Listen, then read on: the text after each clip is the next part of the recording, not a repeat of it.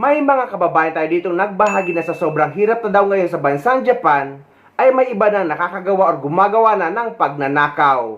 At ang iba pa sa mga magnanakaw ay kapwa pa natin Pilipino. Sa sobrang hirap na ng buhay dito sa Japan, wala na. Yung iba magnanakaw na lang. Utik yung grocery ko kasi nga lumabas ako. Galing ako night shift, so natulog ako. 3 hours lang yung tulog ko. Naglalakad ako kasi pauwi na ako ng grocery. Ninakaw yung grocery ko. Ilagay ko kasi sa basket dito, oh. Yung nakita nyo yan, bagong pinamili ko niyan. Kasi dumaan ako sa ibang store. Kailangan kong bumili ng isa kasi nga naisipan kong mag-scabeche. Tapos yung pangsabaw, yun yung una kong binili. E pagbalik ko sa bike ko, wala na. Ninakaw na lahat.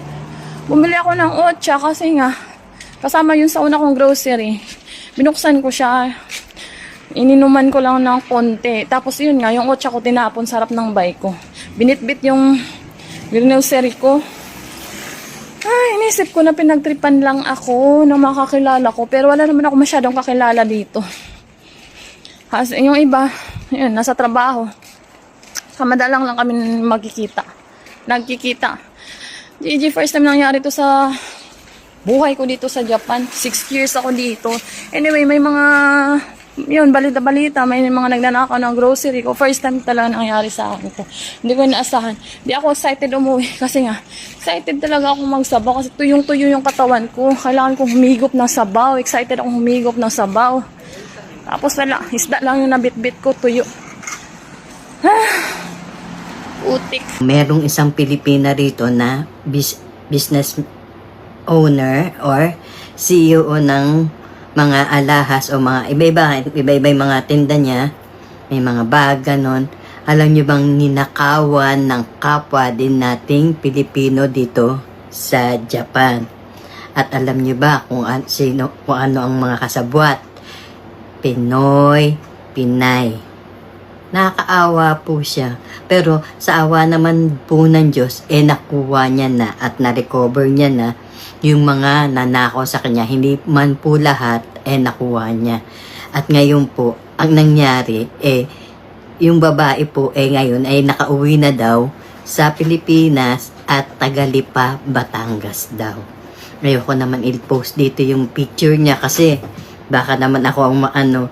Pero alam niyo ba, ngayon, ang mga naglilipa na ngayon dito yung mga magnanakaw na mga Pinoy at Pinay.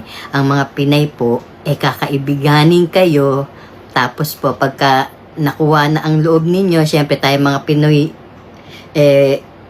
alam nyo na yung ugali natin kapag nakaanuhan na natin, papapasukin sa bahay, hindi nyo alam pala, yung bahay ninyo minamanmanan na kung saan nakalagay yung mga mahalaga ninyong bagay. Pero po yung si ayoko banggitin yung pangalan, baka ewan ko lang kung pwede.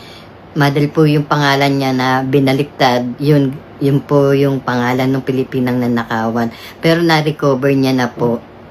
Ngayon po, ang mangyayari magkakaroon na lang sila ng hearing kasi meron din po isa niyang kaibigan ang nanakawan na hanggang ngayon hindi maganda nagkaroon ng trauma ba na tuwing maaalala niya o napapag-usapan yung nangyari na nakawan, nanginginig po siya. Yung ganun po. Kaya yun lang, binalita ko na sa inyo mga nakatira dito sa Japan. Huwag po tayo basta-basta maniniwala sa mga nakikilala natin kasi madalas may event dyan sa Nagoya Sa Nagoya po nangyari yun. Mga syempre, magaling magsalita, ganyan. Yung isa may tsura pa, Mga siguro sa 40s lang yun.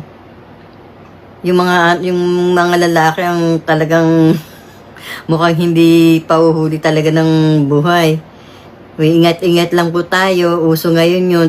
Kapwa natin mga Pinoy, Pinay ang gagawa din sa atin ng hindi maganda. Kaya ingat-ingat na lang talaga mga kababayan kung OFW at mga Filipino na nasa ibang bansa ngayon na huwag basta-basta magtiwala kahit pa sa kapwa natin kababayan. Siguro dahil sa paghahangad ng sobra-sobra o kaya naman sa hirap ng buhay kaya nagagawa nila or natitempt silang gumawa ng masama or magnakaw. Dahil hindi lang naman yan nangyayari sa bansang Japan, kahit sa iba-iba pang bansa ay nangyayari yan at sangkot pa ang mga kababayan nating Pilipino.